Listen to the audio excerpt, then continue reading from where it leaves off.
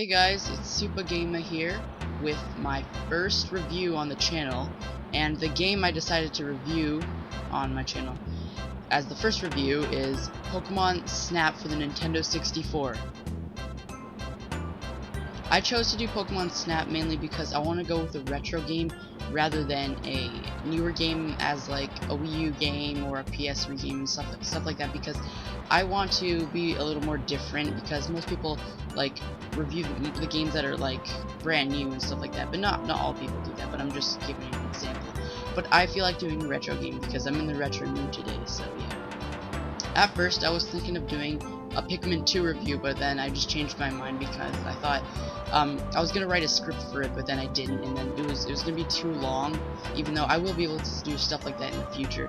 I just for today I just felt like picking Pokemon Snap because I know I like the game, and yeah, it's I've never played it before in my childhood or anything, because I never owned a Nintendo 64 growing up. I owned a Nintendo GameCube, so I was never able to play a game like this.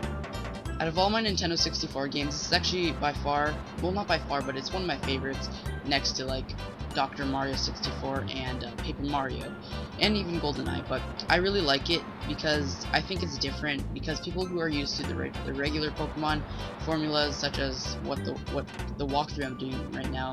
Oh yeah, that's kind of why I decided to do this game, because of the Pokemon Leaf Green walkthrough. But anyways, back to topic. The formula that most Pokemon players were used to, this is different. It's a nice little change, even though it's like the only game in the series that's like this. It's a good little sub-series, I guess, of sorts, even though there's only one game in it. Like the other spin-offs, like Pokemon Mystery Dungeon and Pokemon Ranger and stuff like that, and Pokemon Puzzle League, and also, yeah, all those spin-offs are fun. This is the only spin-off that has the only game in the series, basically, that has one game in its spin-off. But it's a good game, and I think they should make a remake on it. So basically, Pokemon Snap puts you in the shoes of Todd, one of the main, or not really main characters, but a recurring character in the Pokemon anime, mostly in the first, like, few episodes in the first region. And you're supposed to, it's a weird plot. It's not like anything too special, but you're supposed to take pictures for Professor Oak, and he'll record them in his journal of sorts, and you gotta take the best pictures possible of each Pokemon, of each like landscape that you have to go to. And it doesn't, I might be wrong on this, but I don't think it shows all the Pokemon of the original 151, but I know that it shows most of them. And yeah, so basically you gotta take pictures, which is kind of a weird story if you ask me, but the gameplay just basically makes you forget about the weird story. But yeah, you gotta go out on each of the different landscapes and take the pictures of the different Pokemon out there, and then show it to Professor Oak. But if you take bad pictures, you won't be going anywhere, so you gotta try your best to be a good photographer, which is, it's kind of weird. But as for the controls, they control pretty well with the Nintendo 64 controller. Granted, the Nintendo 64 controller isn't the best controller Nintendo has put out onto the market, but it fits in well with the camera, because you got to use the joystick to move the camera, and it works really well with the controller, and I had no flaws with it.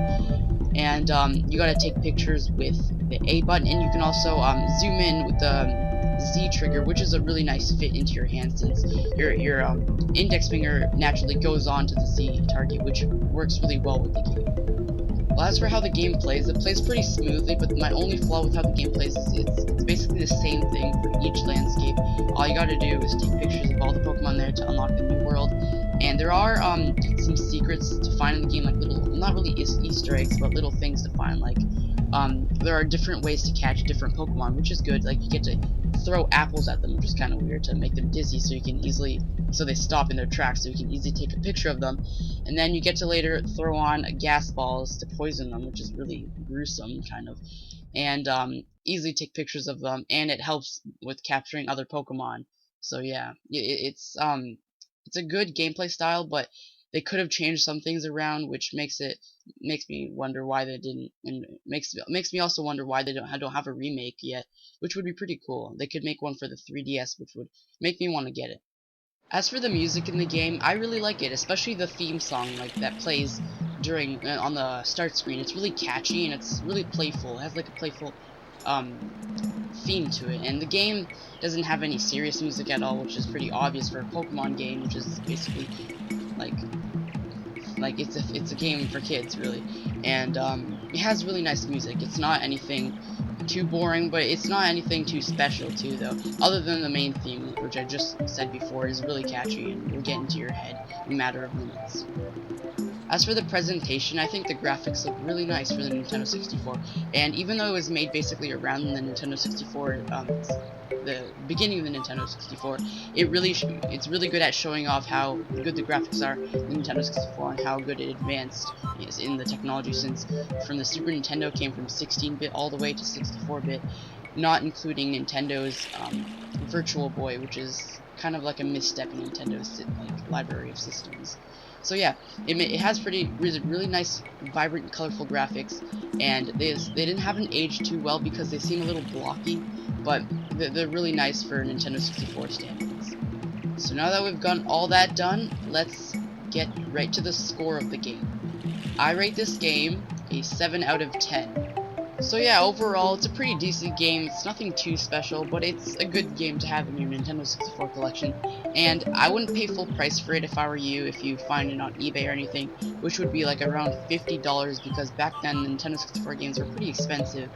And yeah, I wouldn't pay that much for it, but if you could find it, my maximum I would pay for it would probably be around $15–20, and that's around where I had to pay for it, even though I got it when I just started collecting Nintendo 64, so I just wanted to get it anyway.